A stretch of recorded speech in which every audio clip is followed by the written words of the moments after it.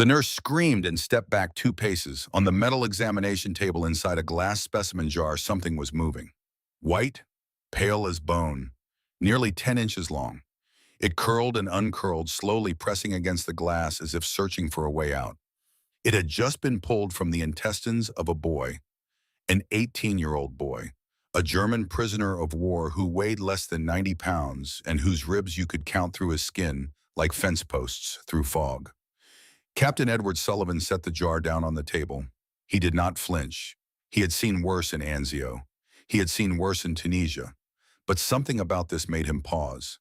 Not the worm itself, not the size of it, but the fact that there were more. Many more, Dr. Farn. Over the course of his treatment, the medical staff would extract and document more than 20 identifiable parasites from this boy's digestive system. Roundworms, whipworms, hookworms, some nearly a foot long, some still alive when they came out. But that was not what shook the camp. What shook the camp was the question nobody wanted to ask out loud, but everybody was thinking. Why was this boy's own country killing him from the inside? And why were his enemies, the Americans, the people fighting against his army, the only ones trying to save him? To understand this story, we need to go back 3 weeks earlier, to a warm afternoon in late April 1945, to a train platform in the middle of the Kansas plains where a boy who was already dying stepped off a rail car and into a world he could not understand. If stories like this matter to you, take a moment and subscribe to this channel. We bring you the untold stories from World War II that most history books never covered.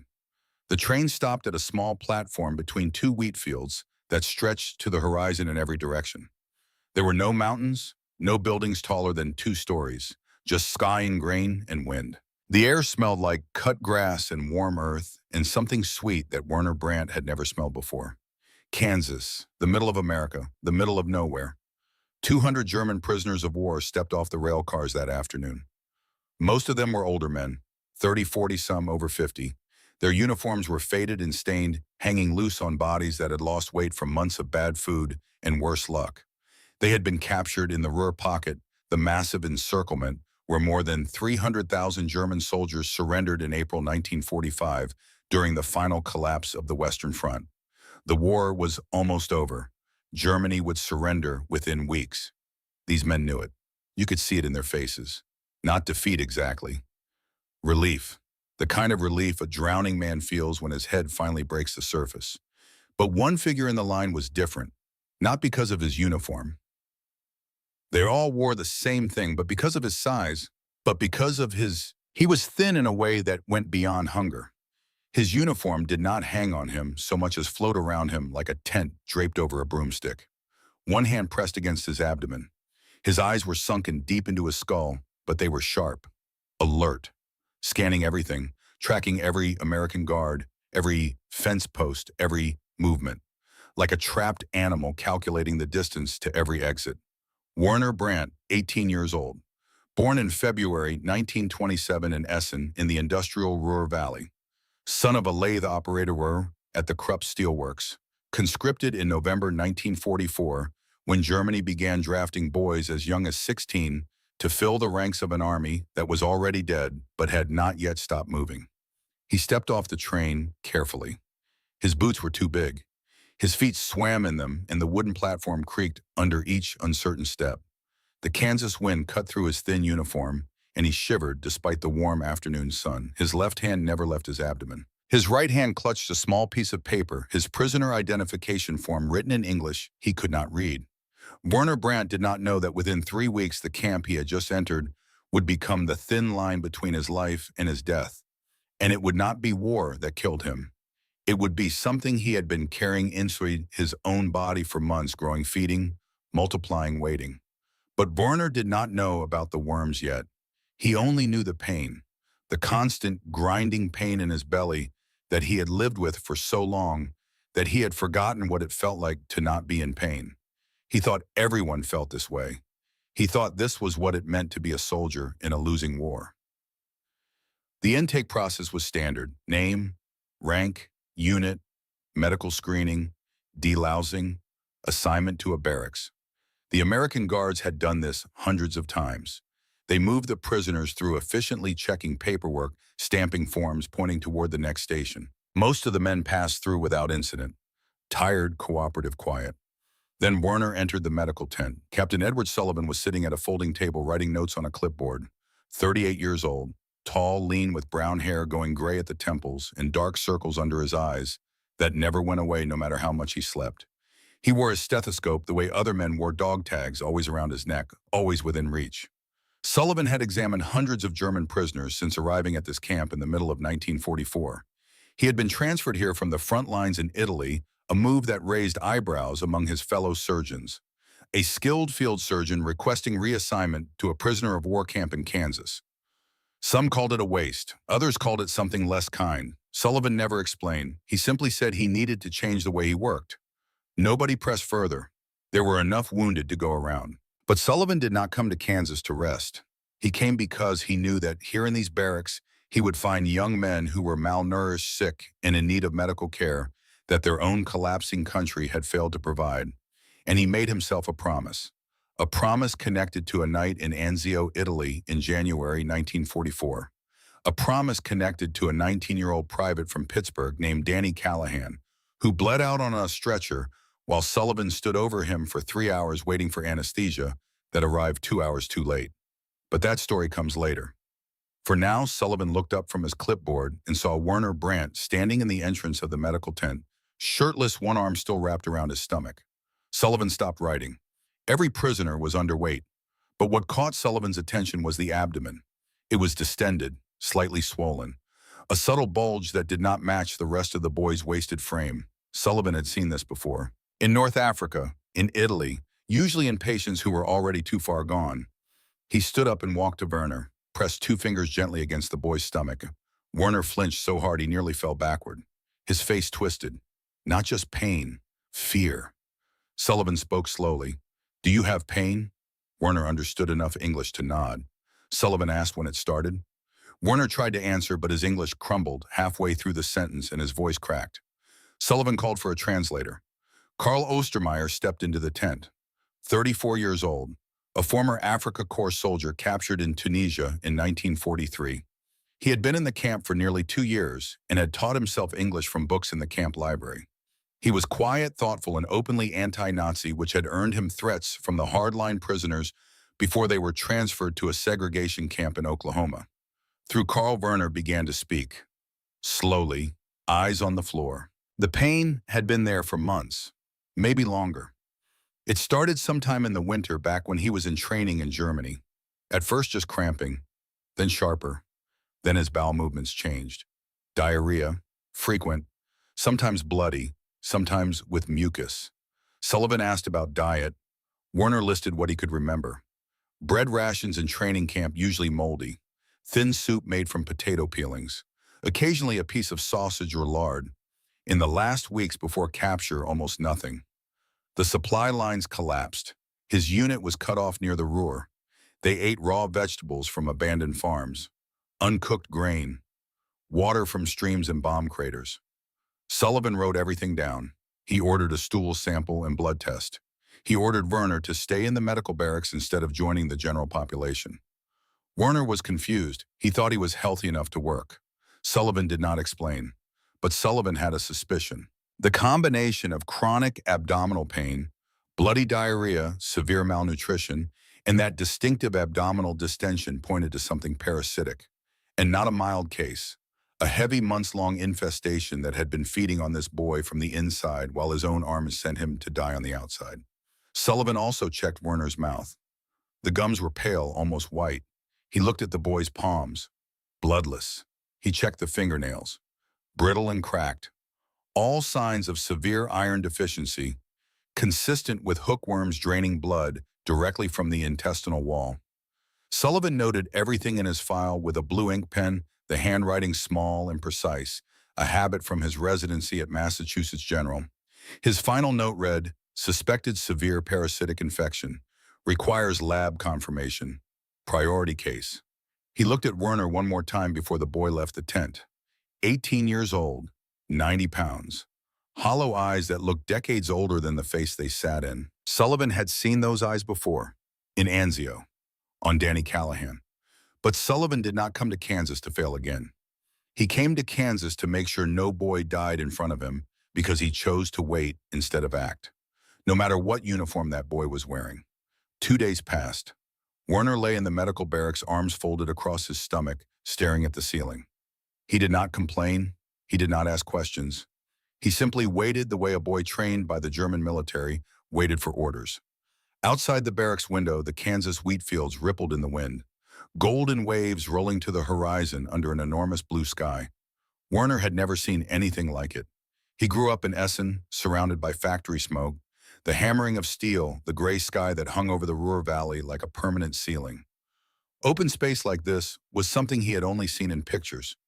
He stared at the wheat for a long time. For the first time in months, his hand was not pressed against his stomach. Then Nurse Lieutenant Helen Garrison walked in carrying a manila folder. 26 years old, brown hair pinned up under a white nurse's cap, a soft Texas accent that made even medical terminology sound gentle. But her face that morning was not soft. It was tight, controlled. The face of someone who had already read what was inside the folder and was trying not to show how bad it was. Helen had been stationed at this camp since late 1944. She had volunteered for duty at a prisoner of war camp, which was unusual for a nurse who could have served at any Army hospital in the country. But Helen had her reasons. Her brother, Corporal James Garrison, had been captured by the Germans in Italy in 1943 and held at Stalag 7A in Moosburg, Bavaria.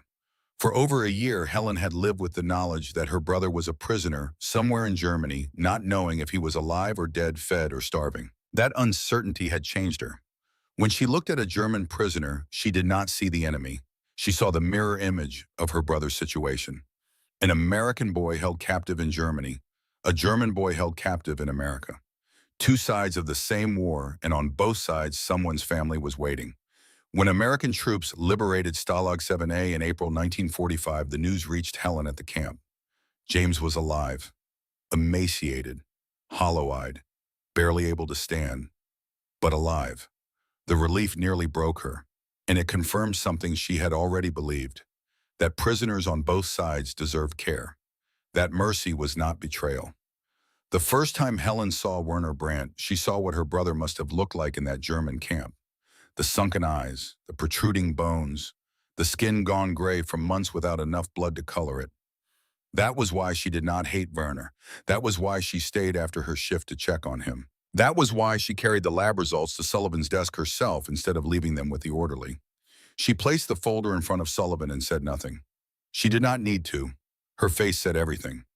Sullivan opened the folder. The stool sample was positive for multiple parasitic infections: Ascaris lumbricoides, roundworms, large intestinal parasites that can grow up to 12 inches long, living in the small intestine, feeding on nutrients from food before the body can absorb them. Trichuris trichura, whipworms, smaller but more vicious. They attach to the lining of the large intestine and feed on blood and tissue. And a third finding that was not in the original screening estimate: hookworms, the most dangerous of the three. These parasites burrow into the intestinal wall and drink blood directly from the host. They are the primary cause of the severe anemia that was slowly shutting Werner's body down. The lab technician who examined the sample under the microscope had counted hundreds of eggs on a single slide. The infestation level was classified as heavy, among the worst the camp laboratory had ever recorded. Sullivan closed the folder, sat still for 10 seconds, then stood up and walked to the office of Major Raymond Caldwell, the camp commanding officer. Caldwell was 50 years old, from Minnesota, career military, a bureaucrat by nature and a decent man by habit. He read the medical report, then looked up at Sullivan. "How did the boy contract all of this?" Sullivan explained. "Both roundworms and whipworms spread through fecal contamination of food and water. In a functioning society with clean water and sanitation, these infections are rare. But by late 1944, Germany's infrastructure was collapsing under Allied bombing.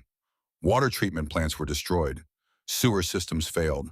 Food distribution broke down completely. Soldiers in the field drank from rivers, streams, and standing water in bomb craters. They ate whatever they could forage: raw vegetables, uncooked grain, contaminated water. Many of the youngest conscripts, boys like Werner, came from cities. They had no experience with rural survival. They did not know how to identify contaminated water or how to properly prepare forage food. The parasites spread quickly in those conditions. Once infected, the worms reproduced inside the intestines, producing thousands of eggs excreted in feces. With poor sanitation, those eggs contaminated the soil, the water, the food supply, infecting more soldiers in an endless cycle. By the time these boys were captured and shipped to American camps, many were carrying parasite loads that had been building for months. Sullivan gave Caldwell the bottom line. If Werner was not treated within 2 to 3 weeks, he would die. The hookworms were draining his blood faster than his malnourished body could replace it. Progressive anemia would lead to organ failure, but treatment was also dangerous. Santonin, the only available deworming medication in the camp pharmacy, was a plant-based compound derived from Artemisia. It paralyzed intestinal worms and forced them to detach from the gut lining. But Santonin also had severe side effects: nausea, seizures, visual disturbances, and in serious cases, liver damage. On a body as depleted as Werner's, a standard dose of Santonin could trigger toxic shock. Sullivan proposed a two-phase approach. First, stabilize Werner's nutrition with controlled feeding for 1 week. Small meals, high protein, easy to digest. Build his body weight and liver function enough to tolerate medication. Second, administer Santonin in carefully measured low doses over multiple days, monitoring for side effects at every step. Caldwell approved the plan. But 3 people in this camp were watching Sullivan's every move that day, and each of them had a very different reason to care about the fate of an 18-year-old German prisoner with worms in his gut. One was Helen Garrison, who saw her brother in Werner's hollow face. One was Karl Ostermeyer, who translated Werner's pain into English and carried both languages in his chest like 2 stones. And one was Master Sergeant Frank Hobbs, who stood in the doorway of the administration building, watching Sullivan walk back from Caldwell's office with an approved requisition form in his hand. Hobbs said nothing. He simply watched. Then he turned and sat down at his desk and began to type. Because Frank Hobbs did not need a gun to stop Sullivan from saving Werner Brandt. He only needed a typewriter. Hobbs was 45 years old. Built like the Guadalcanal veteran he was, broad shoulders, square, jaw, a small scar on his forehead from a mortar fragment that also took the hearing in his left ear. He always stood with his head tilted slightly to the right, leaning his good ear toward whoever was speaking. His right hand was never far from his clipboard, the way a soldier's hand is never far from his weapon. But the wound that defined Hobbs was not the one on his forehead. It was the one in his chest. The one that arrived in a Western Union telegram in December 1944. Private First Class Thomas Hobbs, 20 years old, killed in action during the Battle of the Bulge, somewhere in the Ardennes Forest, Belgium. A German sniper's bullet. Since that telegram, Hobbs had looked at every German prisoner in this camp through a different lens. He did not beat them. He did not starve them. He did not violate a single regulation. He did something far more effective. He used the system. Hobbs wrote reports. Reports about boss, reports about resource allocation, reports about medical supply shortages and budget overruns, and the disproportionate expenditure of limited pharmaceutical assets on enemy combatants. He used law, paperwork, procedure, and the weight of numbers to quietly, methodically reduce the quality of care available to German prisoners. Not because he wanted them to do, but because he could not stand watching them receive something that his son Thomas would never receive again. Care, attention, a doctor who stayed up all night to save them. Thomas was dead in a frozen forest in Belgium, and an 18-year-old German boy was getting special rations in a private bed in the medical barracks of a camp in Kansas. This was the mathematics of grief. It did not add up. And Hobbs was determined to correct the equation. The report Hobbs was typing that afternoon would be 6 pages long. It would not mention worms. It would not mention Werner Brandt by name. It would mention budgets, supply chain constraints, the recent discovery of Nazi concentration camps and its implications for public support of generous prisoner treatment, and a formal recommendation to transfer the patient to a military hospital rather than treat him at the camp. A recommendation that sounded reasonable on paper, but would delay treatment by 2 to 3 weeks. 2 to 3 weeks that Werner did not have. And Hobbs knew that. He knew exactly what that delay would mean. He had read the medical report. He understood the timeline. He simply believed that some timelines were less important than others. The report landed on Major Caldwell's desk while Sullivan's approved requisition was still being processed through the camp's administrative channels. And in those 6 carefully typed pages, Hobbs did not mention parasites or a dying boy. He mentioned something far more dangerous. He mentioned the budget. But Werner Brandt knew nothing about any of this. He lay in the medical barracks, looking out the window at the Kansas wheat fields, holding his stomach and waiting for someone to tell him what was happening inside his own body. He did not know that 3 men were fighting over his life. A doctor carrying guilt from Anzio, a sergeant carrying grief from the Ardennes, and a commanding officer caught between the Geneva Convention and a telegram from Washington. All Werner knew was the pain, and the wheat, and the strange, impossible beauty of a country that was supposed to be his enemy, but smelled like cut grass and warm earth, and something he could not name, something that smelled impossibly like hope. Werner Brandt had been in the camp for 8 days when Captain Sullivan walked into the medical barracks carrying a small metal tray. On the tray was a glass of water and a single white tablet. Santonin, the deworming medication that would either save Werner's life or end it. Sullivan set the tray on the bedside table. Helen Garrison stood behind him, her hands folded in front of her white uniform, her face carefully neutral. Karl Ostermeyer stood near the door ready to translate. Werner looked at the tablet, then he looked at Sullivan. Then he shook his head. Karl translated. He says no. Sullivan paused. He had expected resistance. Many prisoners were suspicious of American medicine, fearing poison or experimentation. But Werner's refusal did not look like suspicion. It looked like something deeper, something closer to terror. Sullivan asked why. Werner did not answer. Sullivan asked again. Still nothing. The boy stared at his own hands folded in his lap as if they belonged to someone else. Karl spoke quietly to Sullivan. Captain, I think I understand what this is, but it would be better if he tells you himself. Sullivan pulled a wooden chair next to Werner's bed, sat down, said nothing. He simply waited. 5 minutes of silence in a barracks where the only sound was wind pressing against the window glass and the distant murmur of prisoners in the yard outside. Then Werner began to speak, quietly, in German. His eyes never left his hands. Karl translated each sentence as it came, keeping his voice steady even as the words grew heavier. In my training unit, there was a boy named Fritz, 17 years old. Fritz had stomach pain all the time. One day, Fritz reported it to the sergeant. The sergeant said Fritz was faking, malingering. They sent Fritz to a Strafbataillon, a punishment battalion. They put Fritz on the front line, the most dangerous position. Fritz was dead in 2 weeks. Werner paused, swallowed.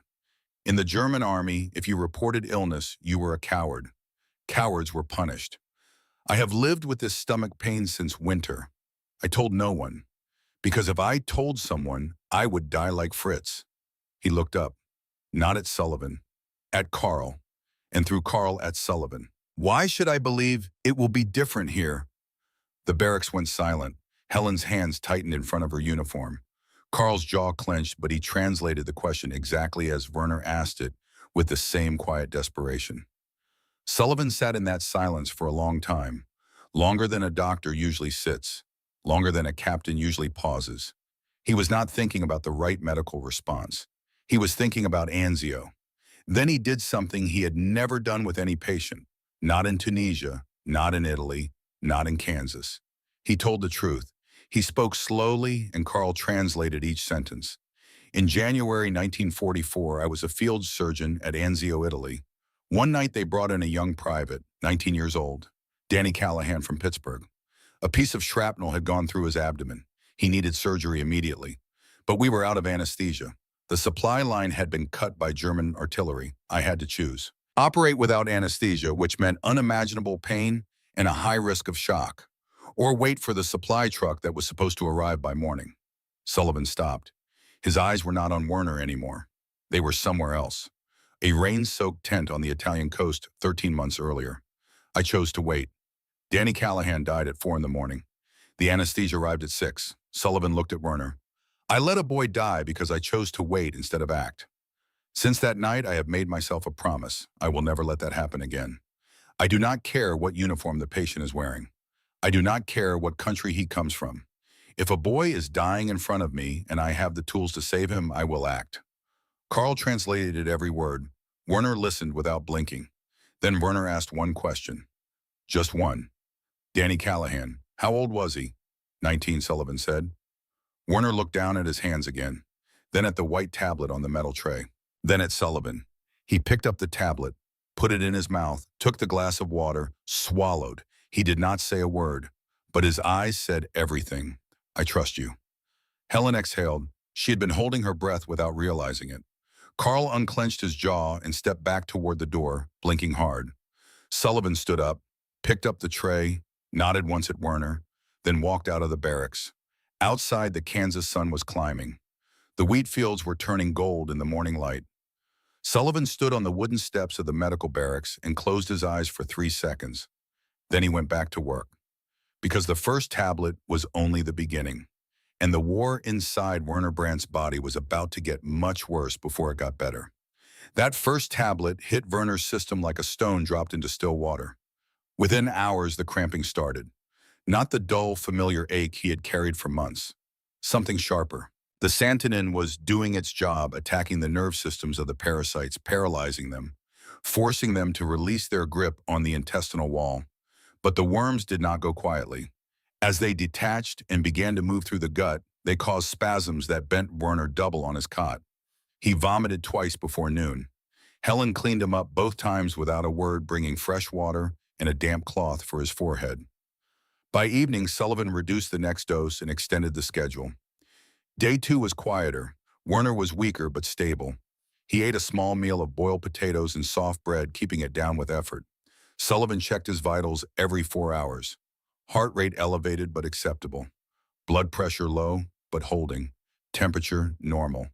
Day 3 changed everything. Werner woke before dawn. Something was wrong. He could feel it, a new kind of movement in his gut. Not pain exactly, something shifting. He made it to the latrine at the end of the barracks just in time. What came out of him stopped the morning nurse cold.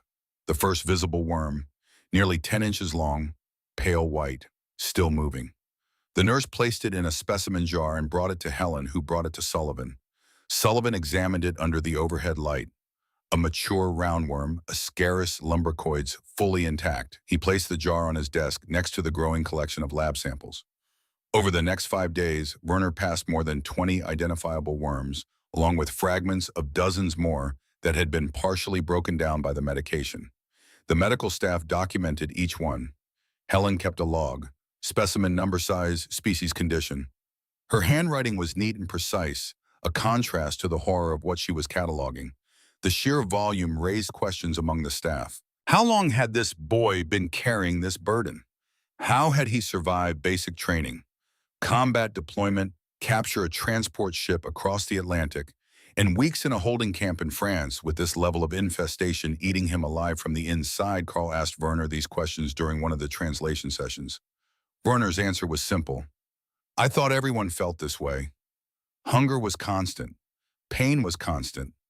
I assumed this was what it meant to be a soldier. I never reported it because I was afraid they would call me a malingerer and send me to a punishment unit. In the German army, especially for young conscripts in late 1944, medical complaints were ignored or punished. You kept your mouth shut and kept marching. If you fell, they stepped over you. While Werner fought the war inside his body, Sullivan fought a different kind of war. One made not of parasites and medication, but of paper and ink and bureaucratic leverage. Caldwell called Sullivan into his office the same afternoon Hobbs submitted his report. Sullivan read all 6 pages standing at Caldwell's desk. The report was meticulous. Hobbs had not written an emotional argument against treating a German prisoner. That would have been easy to dismiss. Instead, he had written something far more dangerous: a rational, data-driven case for resource reallocation. Point 1. Medical expenditures for German prisoners at the camp had increased 40% in the first quarter of 1945, while the overall military medical budget had been cut by 15%. These numbers were accurate. Point 2. Santonin and piperazine supplies were running low at regional depots. Hobbs cited a supply bulletin from Fort Riley showing reduced allocations for the current quarter. The implication was clear. Every tablet used on a German prisoner was a tablet unavailable for American servicemen. Point 3. In April 1945, American forces had liberated Buchenwald and were days away from liberating Dachau. The report did not say the words directly, but the implication was unmistakable. At a time when the world was discovering what the German regime had done to its prisoners, was it appropriate for American taxpayers to fund premium medical care for captured German soldiers? Point 4. The formal recommendation. Transfer the patient to a military hospital at Fort Riley for specialized treatment, where facilities and isolation protocols were superior to the camp's medical barracks. On paper, this sounded reasonable, responsible even. But Sullivan knew the truth. Processing a prisoner transfer required 2 to 3 weeks of paperwork, medical review, transport coordination, and administrative approval. Werner did not have 2 to 3 weeks. The hookworms were draining his blood at a rate that his starving body could not replace. By the time the transfer was approved, Werner Brandt would be dead, and Hobbs knew it. That was the precision of his attack. He was not denying Werner medical care.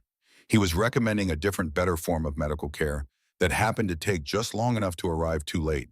A death by paperwork. Clean, legal, untraceable. Sullivan looked at Caldwell. Sir, the Geneva Convention of 1929 requires us to provide medical care to prisoners of war equivalent to what we provide our own troops. This boy is 18 years old. He will die within 3 weeks without treatment. Are we going to let him die? Caldwell was quiet for a long time. He was not a bad man. He was a careful man. A man who understood that every decision he made was being watched from above. Washington was changing its tone about German prisoners. Public sympathy was evaporating. The concentration camp photographs were on every front page in America. Caldwell signed the requisition, but he added a condition. Captain Sullivan, I am approving your treatment plan, but if this boy dies because of your medication, not because of the parasites, then Sergeant Hobbs's report will be the last document on my desk regarding your medical judgment at this camp. Sullivan took the signed form, walked out. He did not look at Hobbs, who was standing in the hallway watching. But Sullivan knew something about Hobbs. The sergeant had already sent a copy of his report to the 7th Service Command headquarters. Hobbs was not just fighting at the camp level. He was building a case through the system layer by layer, exactly the way a good sergeant fights. Not with a single shot, but with sustained pressure. Sullivan had won this round. But the war was not over. Let us know where you are watching from today. Are you in the United States, the United Kingdom, Germany, or somewhere else? Drop your location in the comments. We want to know who is keeping these stories alive. On the afternoon of day 3 of treatment, while Werner was passing his first visible worm into a specimen jar, Helen brought him a bottle of Coca-Cola. She had gotten it from the camp canteen, paid for with her own money. Werner had never tasted carbonated soda. He held the bottle up to the light and watched the bubbles rise. Then he took a sip. The fizz popped against his lips. His eyes widened. He took another sip. Then he smiled. The first real smile Helen had seen from him since he arrived at the camp. Through Carl, Werner said something that made Helen laugh out loud. In Germany, we heard that Coca-Cola was America's secret weapon. Now I understand why.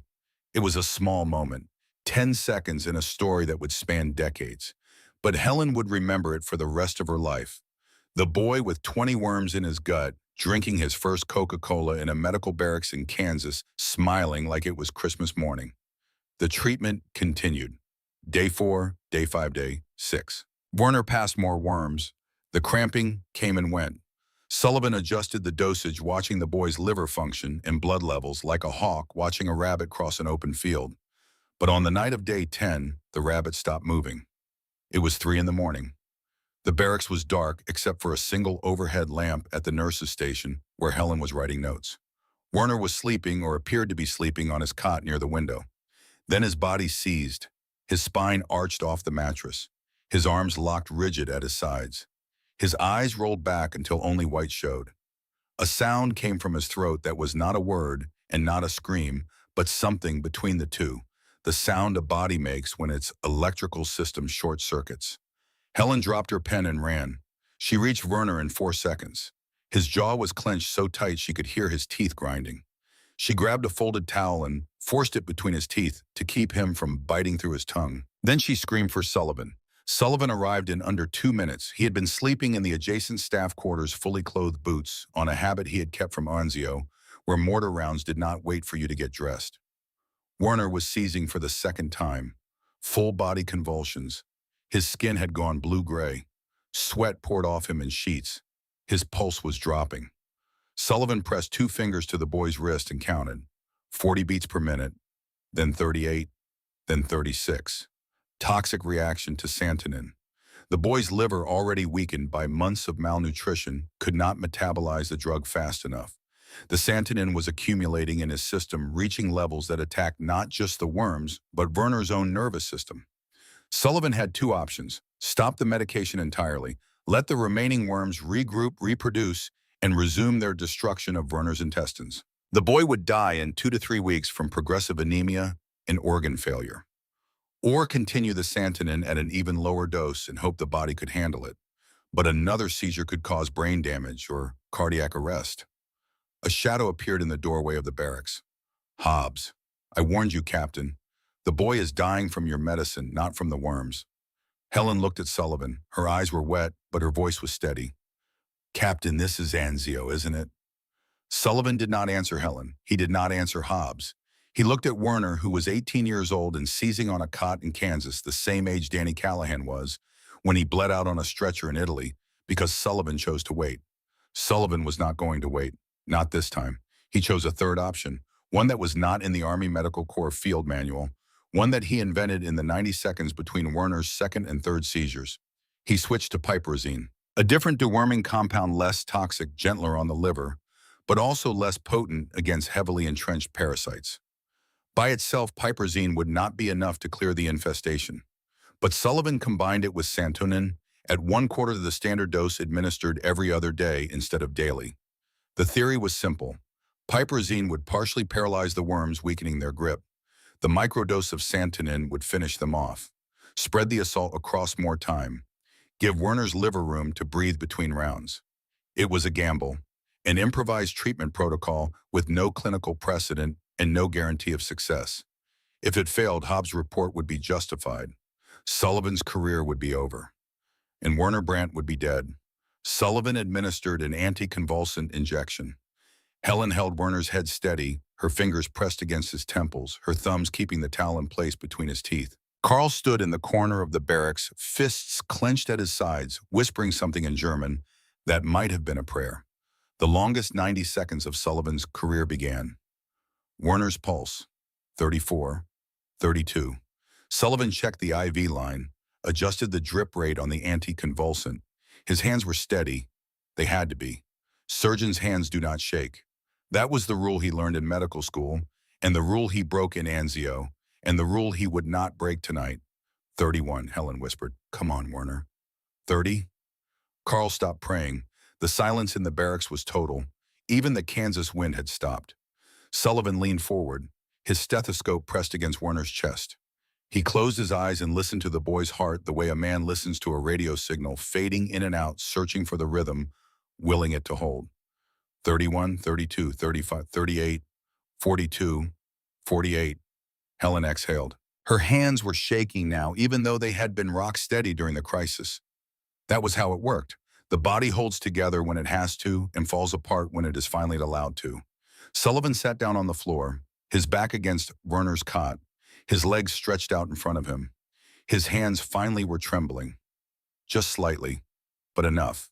He did not look at the doorway. He already knew Hobbs had left. He had heard the footsteps retreating down the wooden floor of the barracks, measured and deliberate, the footsteps of a man who had already seen what he needed to see. Hobbs did not leave because he accepted defeat. Hobbs left because he now had what he needed. Evidence. Documented medical evidence that Sullivan's treatment protocol had caused a life-threatening adverse reaction in a prisoner of war. The next report would not go to Major Caldwell. It would go directly to the 7th Service Command, and it would not recommend a transfer. It would recommend a formal review of Captain Sullivan's medical practices. But that was tomorrow's war. Tonight, Werner Brandt was alive. His pulse was climbing back towards 60. His color was returning. The seizures had stopped. Sullivan sat on the floor of the barracks until dawn. He did not sleep. He listened to Werner breathe, in and out, in and out. The steady rhythm of a body that had decided against all odds and all logic and all the worms and all the poison and all the paperwork to keep going. 3 weeks passed after that night. The new protocol worked. Piperazine and microdose santonin alternating days with careful monitoring of liver function and blood levels at every step. Werner's body responded, slowly at first, then with increasing strength. The remaining worms were expelled over the course of 10 days without another seizure, without another crisis. The final stool sample came back negative. No eggs, no larvae, no parasites. The war inside Werner Brandt's intestines was over. His body began to rebuild. The camp kitchen prepared special rations under Sullivan's instructions. Boiled potatoes, soft bread, lean meat, cooked vegetables, no grease, no heavy seasoning, nothing that could irritate healing intestines. Week 1 after the deworming was complete, Werner weighed 104 pounds. Week 4, 115. The gray tint faded from his skin. His eyes brightened. The dark hollows filled in, and for the first time you could see what he actually looked like. Not a skeleton in an oversized uniform. A young man, thin, yes, but alive. Helen noticed that he smiled more often. Not big smiles, small ones. The kind that appear at the corner of the mouth and disappear before anyone can comment on them. The smile of someone who is slowly, carefully allowing himself to believe that he might survive. Sullivan continued monitoring. Blood draws every week, digestive function checks, nutritional assessments, everything was improving. The boy was recovering not just from the parasites but from months of accumulated deprivation. His body was remembering what it felt like to be fed, to be warm, to be safe. But the recovery was not only physical. Werner began to talk. Through Carl, he told Helen about Essen, about the Krupp Steelworks where his father operated a lathe for 23 years, about the smoke that covered the city like a permanent blanket, about the sound of the factory whistles at 6 in the morning and 6 in the evening, marking the shifts that organized his entire childhood, about his mother who baked bread on Sundays, even when there was barely enough flour, about Walter, his older brother who wanted to be an engineer and who could solve mathematics problems that made Werner's head spin. Werner also told Helen something he had not told anyone. He wanted to be an artist. He had always wanted to draw. When he was 12, he spent an entire summer sketching the buildings of Essen with charcoal on brown paper. His father found the drawings and said nothing for a long time. Then he said, "Artists cannot feed a family." Werner put the charcoal away. Then the war came, and none of it mattered anymore. Helen listened to all of this through Carl's careful translations. Then one afternoon, she brought Werner something from the camp supply office, a pencil and a pad of paper. Werner hesitated. He had not drawn anything in 3 years. His hands had held rifles and shovels and his own aching stomach. Not pencils. Then he picked up the pencil and began to draw. The first drawing was the view from the barracks window, the Kansas wheat fields rolling toward the horizon under a sky that seemed to go on forever. Simple lines, nothing elaborate, but there was something in the composition, a sense of space and light that went beyond technical skill. It was the drawing of someone who was seeing beauty for the first time after a long darkness. Helen pinned the drawing to the wall next to Werner's cot. Sullivan declared Werner fit for light work duty the following week. The boy had reached 120 pounds, enough to handle supervised outdoor labor. He was assigned to a farm detail along with 5 other German prisoners, including Karl Ostermeyer. The farm was 12 miles from the camp, owned by a man named Elmer Gustafsson, and that is where the next chapter of this story begins.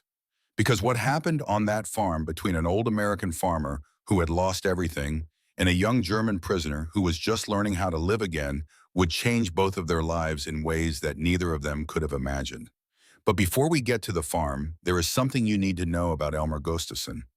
Something he had not told anyone in almost 2 years. Something about a photograph that sat on his kitchen table face down and a bedroom door on the 2nd floor of his farmhouse that had not been opened since June of 1944. If you are finding value in this story, please take a moment to hit the like button and share this video with someone who appreciates real history. These stories deserve to be heard, and your support helps us keep telling them. The farm truck turned off the county road and onto a dirt path that cut between 2 walls of standing corn. The stalks were shoulder height in the August sun, their leaves rustling in the Kansas wind like thousands of whispered conversations happening all at once. Werner Brandt sat in the back of the truck with 5 other German prisoners, his hands resting on his knees, watching the corn scroll past. He had never seen corn growing before. In Essen, food came from shops and ration cards, not from the ground. The idea that something this tall and green and alive could simply grow out of dirt was almost incomprehensible to a boy who had spent his entire childhood breathing factory smoke. The truck stopped in front of a white two-story farmhouse. The paint was peeling. The porch railing sagged on one side. A large red barn stood behind the house, its doors open, tools visible inside. Beyond the barn, fields stretched in every direction. Wheat to the north, corn to the south and east. A small vegetable garden near the kitchen door overgrown with weeds. Everything about the place said the same thing. A farm that was being kept alive, but only barely. A farm that needed more hands than it had. A man stood on the porch, 62 years old, tall but stooped at the shoulders the way tall men stoop when they have spent decades bending over crops and fences and the small daily failures of a life lived close to the ground. His face was weathered to the color and texture of old saddle leather. His eyes were blue and absolutely empty. Elmer Gustafson did not wave, did not nod, did not step off the porch. He looked at the 6 German prisoners climbing out of the truck the way a man looks at replacement parts delivered for a broken machine. Functional assessment, nothing more. Corn needs harvesting, he said. 6 in the morning to 6 at night. Water in the red barrel by the barn. Lunch at noon. Do not talk to me. He turned and walked back into the house. The screen door banged shut behind him. Karl Ostermeyer translated for the other prisoners. Werner did not need the translation for the last part. The old man's tone was clear in any language. Werner would learn later who Elmer Gustafson was. Not that day, not that week. The information came in fragments the way truth always comes on a farm, in overheard conversations between the American guard who drove the truck and the camp administrator. In the photographs on the wall of the farmhouse kitchen that Werner glimpsed through the window during lunch. In the bedroom on the second floor whose door was always closed. Elmer Gustafson was born in 1883 in Cloud County, Kansas. 3rd-generation Swedish-American. His grandfather had homesteaded the land in the 1860s, breaking virgin prairie with a hand plow and a team of oxen. Elmer inherited the farm from his father and worked it his entire adult life. He married a woman named Ruth in 1910. They had one child, a son, Harold Gustafson, born 1922, grew up on this farm, rode horses before he could ride a bicycle, could drive a tractor by the time he was 12. Drew pictures of the cornfields with crayons on brown paper bags that his mother saved in a box under the stairs. Harold enlisted in the Army in 1942, the month after he turned 20. Ruth Gustafson died of pneumonia in the winter of 1943, while Harold was in basic training at Fort Riley. Harold came home for the funeral, stood in the kitchen where he had eaten 10,000 meals, looked at his father across the kitchen table. Neither of them said anything that was adequate because nothing was. Harold shipped out to England in early 1944 with the 1st Infantry Division, the Big Red One. On June 6, 1944, Private First Class Harold Gustafson landed on Omaha Beach in the first wave. He made it 40 yards up the sand before a German machine gun position cut him down. He was 22 years old. The telegram arrived at the farm 3 weeks later. Elmer was in the cornfield when the Western Union car pulled up the dirt road. He saw it from 200 yards away. He knew what it was before the driver got out. Every farmer in every county in America knew what that car meant. Elmer read the telegram, standing in the dirt between 2 rows of corn. Then he folded it, put it in his shirt pocket, and finished the row he was working on. He did not stop working until dark. He did not cry. He went inside, ate cold bread, and sat at the kitchen table until 3 in the morning staring at the wall. The next day he went upstairs and closed the door to Harold's bedroom. He has not opened it since. That was 2 years ago. Since then, Elmer Gustafson had run the farm alone. When the Army offered prisoner of war labor to Kansas farmers facing worker shortages, Elmer accepted, not out of patriotism or forgiveness or any sentiment at all. He accepted because the corn would not harvest itself, and he was 62 years old with a bad back and no son. He paid the prisoners on time. He provided water and food during the workday. He followed every regulation, and he did not speak to them. Not one word beyond work instructions.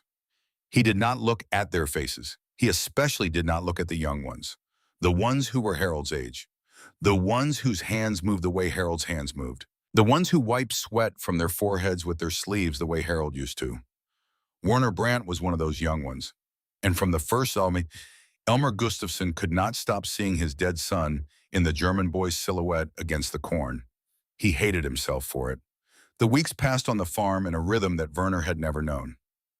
Up at 5, truck arrives at 5:45. Work by 6, the corn. Always the corn, pulling ears, stacking crates, carrying bushels to the wagon. The work was hard and the Kansas sun was merciless, but Werner did not mind. He had spent the past year being shot at, starved, and eaten alive from the inside. Manual labor in warm sunshine felt like a holiday. His body continued to strengthen. By the end of August, he weighed 130 pounds. His arms had muscle again. His face had filled out enough that he no longer looked like a skull wearing skin. When he lifted a full bushel of corn, he did not stagger. He did not hold his stomach. The pain that had been his constant companion for half a year was gone. Sullivan conducted monthly checkups. Blood levels normal.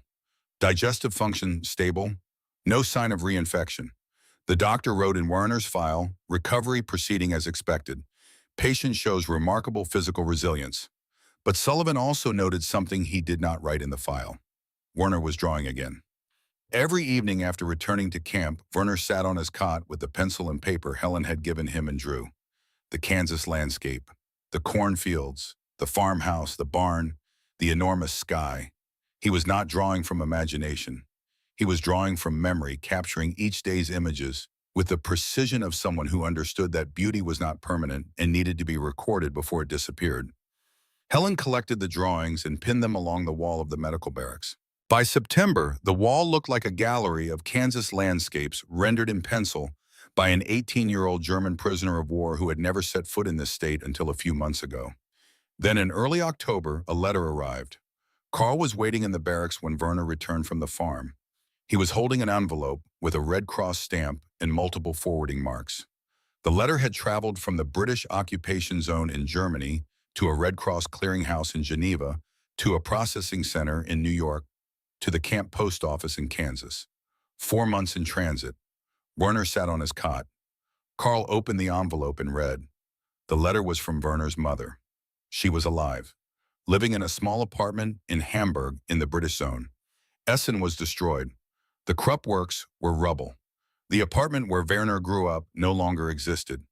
His father's death in the March 1944 air raid was now officially confirmed by the city records that had survived the bombing. Then the last paragraph. Carl read it once to himself. Then he looked at Werner. Then he read it out loud. A soldier returned last week from a Soviet camp. He says he saw Walter. Walter was alive as of June 1945. He is in a labor camp near Vorkuta in Siberia. The soldier says conditions are very harsh. Many prisoners have died. But Walter was alive when the soldier left the camp. Carl paused. I do not know if Walter is still alive now. I only know that in June he was. Werner sat perfectly still. The letter rested in Carl's hands. The barracks was quiet. Outside, the Kansas evening was turning the sky purple and gold, the kind of sunset that looks like it was painted by someone who had too many colors and not enough canvas. Werner cried, not loudly, not dramatically. The tears simply came sliding down his face in silence, the way rain slides down a window. His shoulders did not shake. His breathing did not change. He just sat there on a cot in a prisoner of war camp in the middle of America and let the tears fall for a brother who might be alive in Siberia or might already be buried under frozen ground 7,000 miles away. Carl sat next to him, did not speak, did not translate. Some things do not need translation. And here is what the audience needs to understand about this moment. Werner Brandt was in Kansas, fed, healed, safe, working in warm sunshine on a farm that smelled like corn and clean earth. His brother Walter was in Vorkuta, one of the most brutal labor camps in the Soviet Gulag system located above the Arctic Circle in northern Russia. Temperatures that dropped to -40 in winter. Prisoners worked 12-hour shifts in coal mines, food rations below starvation level. The mortality rate among German prisoners in Soviet camps was approximately 35%.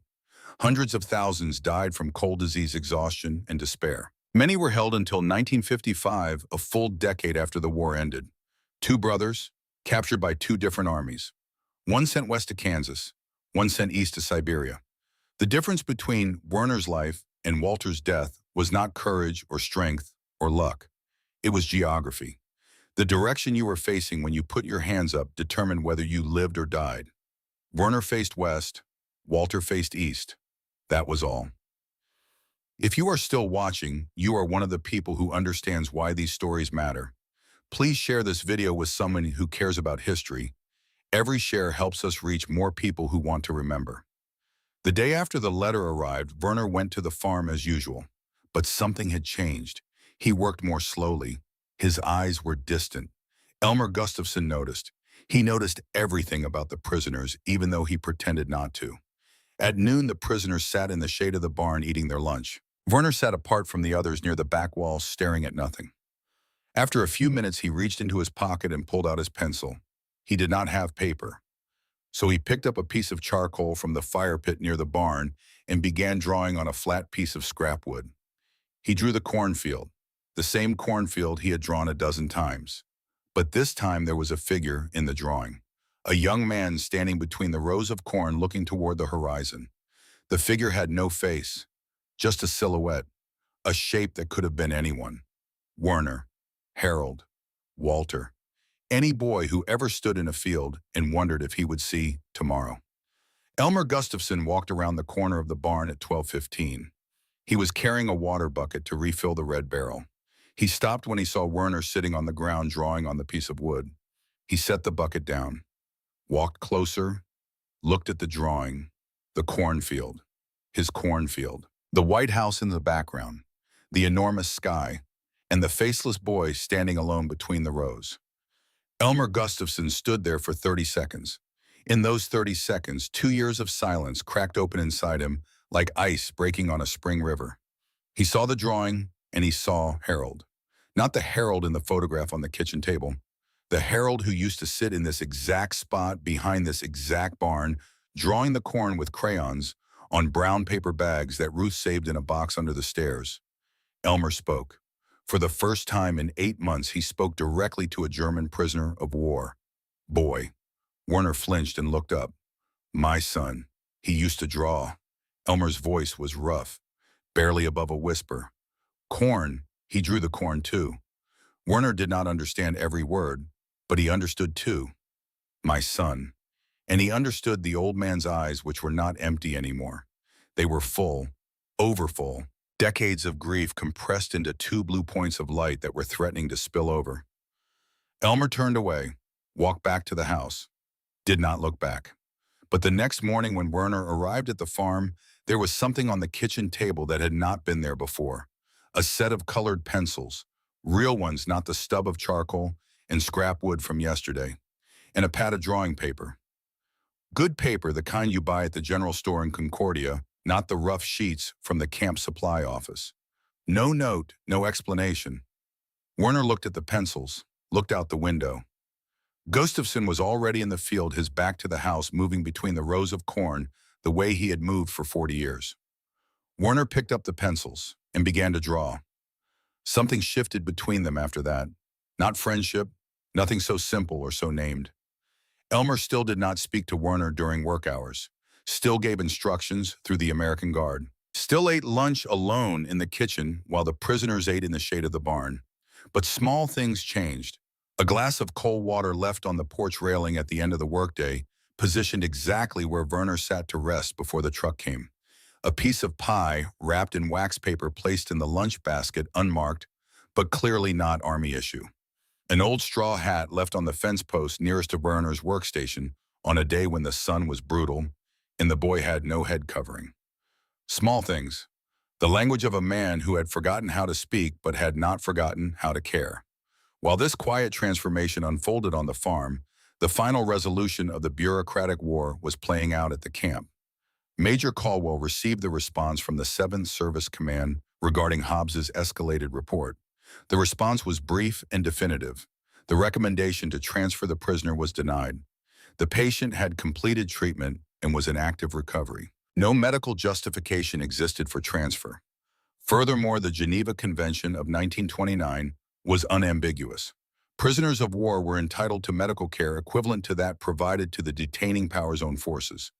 The camp's treatment of the prisoner was found to be in full compliance with international law and Army Medical Corps protocols. Case closed. Hobbs received the news in his office. He read the memorandum twice. Then he placed it in his file cabinet, and closed the drawer, and sat at his desk for a long time without moving. That night, alone in the officer's quarters, Hobbs took out a photograph from his footlocker. Thomas Hobbs, 20 years old, dress uniform, smiling the way 20-year-old boys smile when they believe they are going to live forever. Hobbs held the photograph for a long time. His hand trembled. It was the first time his hand had trembled since Guadalcanal. He did not cry. Men like Frank Hobbs had been trained not to cry by a world that told them grief was weakness and silence was strength.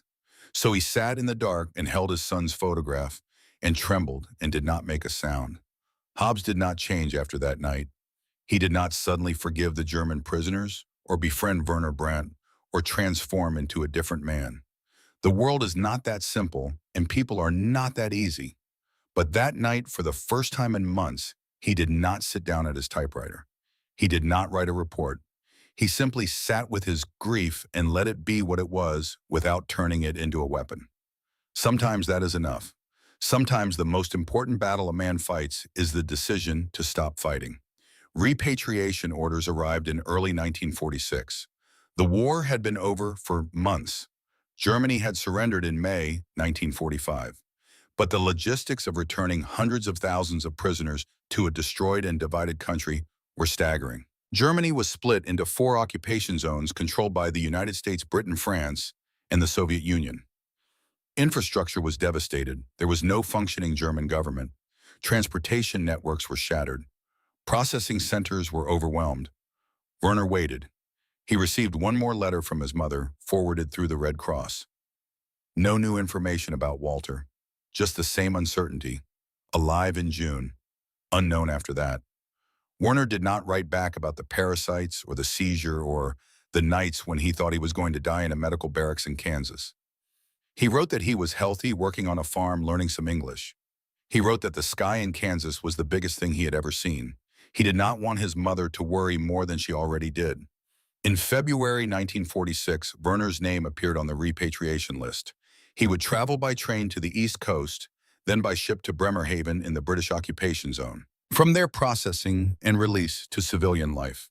Sullivan conducted the final medical examination. Werner stood in the same examination tent where he had first removed his shirt 8 months ago. Now he stood at 130 pounds. Clear skin, bright eyes, steady pulse. No pain, Sullivan wrote in the file. Recovered from severe parasitic infection, malnutrition, and general debilitation. Prognosis, good. He closed the file, looked at Werner. Werner spoke through Carl one last time. Captain Sullivan, you saved me twice. The first time with medicine. The second time with the story of Danny Callahan. You taught me that reporting illness is not weakness, and that accepting help from your enemy is not betrayal. Sullivan said nothing for a moment. Then he extended his hand. Werner took it. The first time they had touched since the examination months ago. The handshake lasted 3 seconds. It contained everything neither of them could say. On the morning Werner was scheduled to board the transport truck to the train station, a vehicle that did not belong to the Army pulled up to the camp gate. An old Ford pickup mud on the fender's wheat chaff in the bed.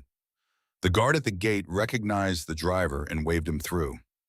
Elmer Gustafson had never set foot inside the camp. In 8 months of hosting prisoner labor on his farm, he had never once visited the facility where the men who worked his fields were housed. He had no reason to. He had no desire to. But he was here now, standing outside the barbed wire perimeter of the prisoner compound, holding a small bundle wrapped in cloth. Werner was brought to the fence by Carl, who had seen Gustafson's truck from the barracks window and understood without being told that this moment mattered. Werner stood on one side of the wire. Gustafson stood on the other, 2 feet of barbed steel between them. Gustafson unwrapped the bundle. Inside were 2 things. The first was a small canvas bag tied with twine. Werner could feel the contents through the fabric. Small, hard oval shapes. Seeds. Corn seeds. Kansas corn. The same strain that Gustafson's grandfather had planted when he homesteaded the land in the 1860s. 4 generations of corn. The second item was a photograph, black and white, slightly creased. A young man in an army uniform standing in front of the white farmhouse smiling. Harold Gustafson, taken in 1942, the week before he shipped out for basic training at Fort Riley. Elmer turned the photograph over. On the back in pencil and handwriting that shook slightly, he had written 7 words. Harold would be glad the fields were tended. Carl translated. Werner listened. Then he looked at the photograph, at the young man smiling in front of the house where Werner had eaten lunch and drawn pictures and learned what Kansas corn smelled like in August. Werner understood, fully, completely. This old man, whose son was killed by German soldiers on a beach in France, was standing at a barbed wire fence in Kansas giving corn seeds in his dead son's photograph to a German prisoner of war. Not because he had forgiven Germany, not because he had stopped grieving Harold, not because he believed in some grand narrative about the brotherhood of man, because he had watched a thin, quiet boy draw his cornfields with colored pencils behind the barn, and he had seen Harold in the way the boy held the pencil, and he could not let that boy leave without giving him something that would grow. Werner reached into his jacket pocket and took out a folded piece of paper.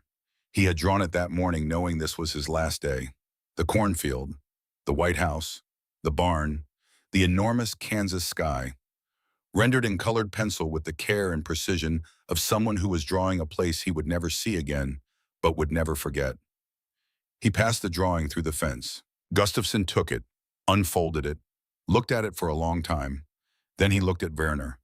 2 men, one American, one German, one 62, one 18, one who had lost a son, one who had nearly lost his life, standing on opposite sides of barbed wire in the middle of the American plains, holding pieces of each other's worlds. Gustafson nodded once. Werner nodded once.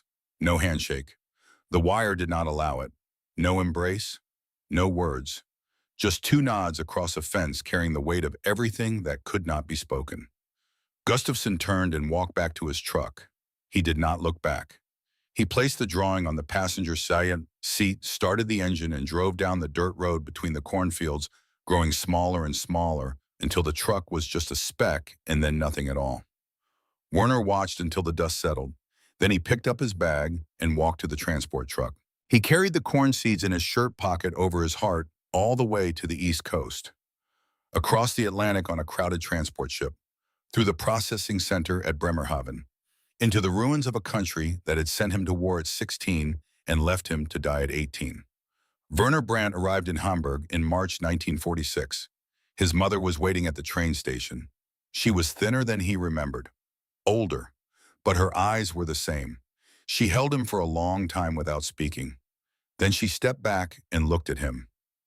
He had left Germany weighing less than 100 pounds with worms eating him alive. He came back weighing 130 pounds with colored pencils in his bag and corn seeds in his pocket and a photograph of a dead American soldier he had never met tucked inside a letter he would keep for the rest of his life. She asked him what happened. He told her some of it. Not all. Not the seizure. Not the night his heart almost stopped. Not the sergeant who tried to kill him with paperwork. He told her about the doctor who refused to give up, the nurse who brought him Coca-Cola, the translator who sat with him in silence when there were no words, the old farmer who gave him seeds. He did not tell her about the worms. Some things a mother does not need to know. In the spring of 1946, Werner planted the Kansas corn seeds in a pot on the balcony of the small Hamburg apartment. They grew. Not as tall as they grew in Kansas, not as green, but they grew. And in the fall, Werner harvested the seeds from the new ears and saved them for the next spring. He did this every year, for the rest of his life.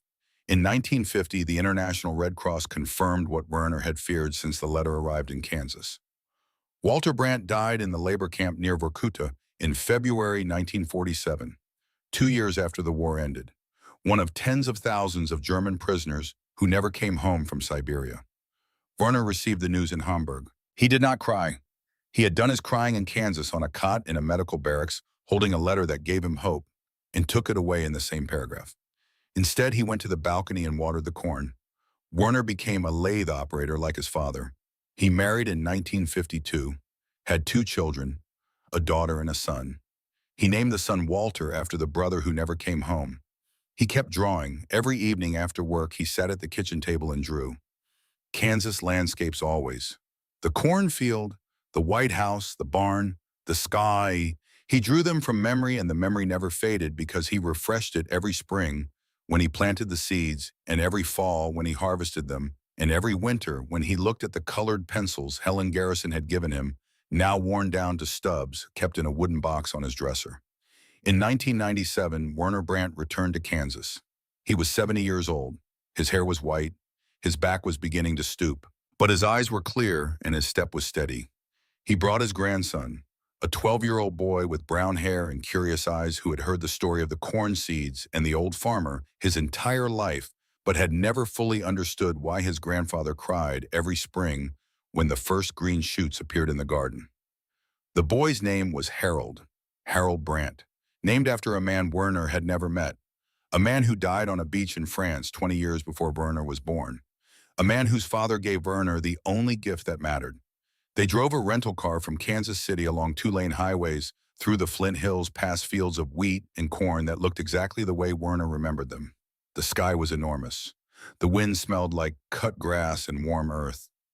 Werner rolled down the window and breathed in, and for a moment he was 18 again, looking out the window of a medical barracks, seeing open country for the first time in his life. They found the cemetery on a small hill next to a Lutheran church outside Concordia. White wooden fence, well-kept grass, a few dozen headstones, most of them old, the names weathered but still readable. Werner walked slowly between the rows. Harold walked beside him, holding his grandfather's hand. Two headstones side by side. Harold Gustafson, PFC U.S. Army, 1922 to 1944, Normandy, France. Elmer Gustafson, 1883 to 1972. Werner knelt between the graves. He placed a rolled piece of paper between the headstones. Inside was a watercolor painting, a cornfield, a white farmhouse, a Kansas sky with clouds that looked like they were racing each other to the horizon. He had painted it that morning in the hotel room using a portable watercolor set he had carried from Germany. He had been painting this same scene for 50 years from memory, refining it, perfecting it, trying to capture exactly what it looked like on that first day in August 1945, when a truck full of German prisoners turned off a county road and a boy who had nearly died saw a cornfield for the first time. Werner spoke, in English. His accent was heavy, the vowels shaped by 70 years of German grammar, but every word was clear.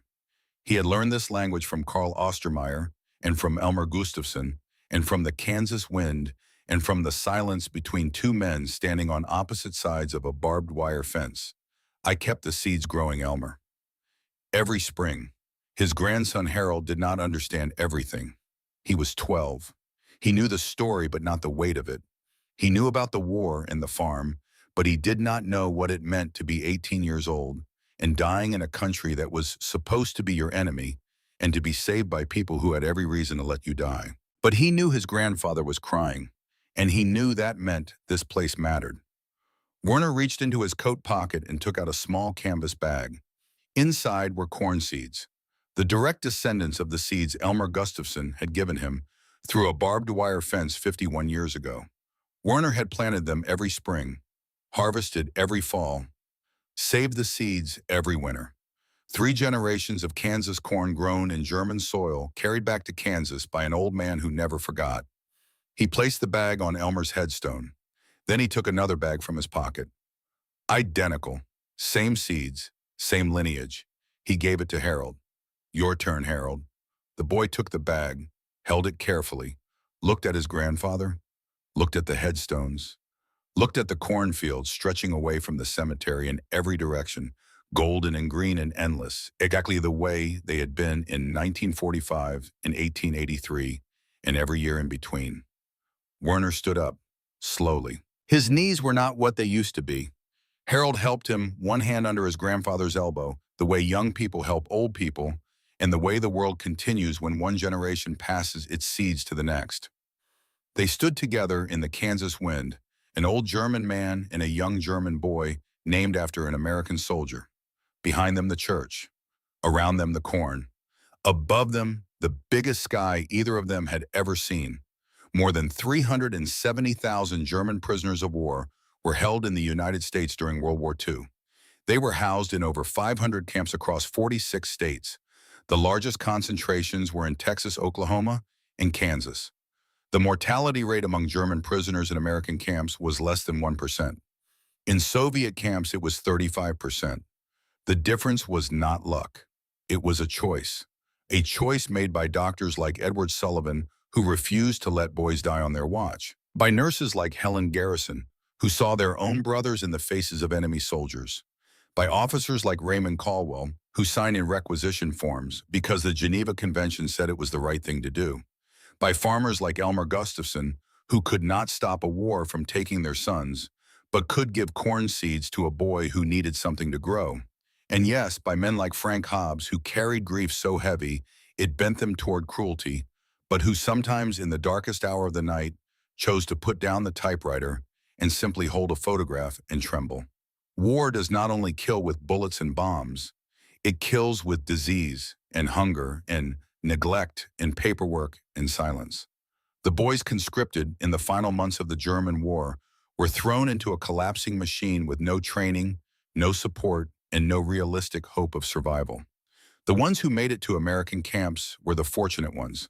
The ones who faced east instead of west were not. Werner Brandt was one of the fortunate ones. Not because he was strong, not because he was brave, because he surrendered in the right direction. And because on the other side of that surrender, there were people who chose mercy when hatred would have been easier. Werner Brandt died in Hamburg in 2003. He was 76 years old. When his family cleared his bedside table, they found two things: a black and white photograph of Harold Gustafson in his army uniform, smiling in front of a white farmhouse in Kansas, and a small canvas bag of corn seeds. His grandson Harold planted those seeds that spring, in the garden of his home in Hamburg. They grew. They always grew.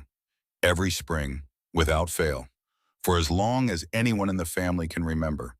Because some things once planted do not stop growing. If this story meant something to you, please subscribe to the channel and share it with someone who believes that mercy is not weakness. These are the stories that history books forget and that we refuse to let die. Thank you for watching. Thank you for remembering.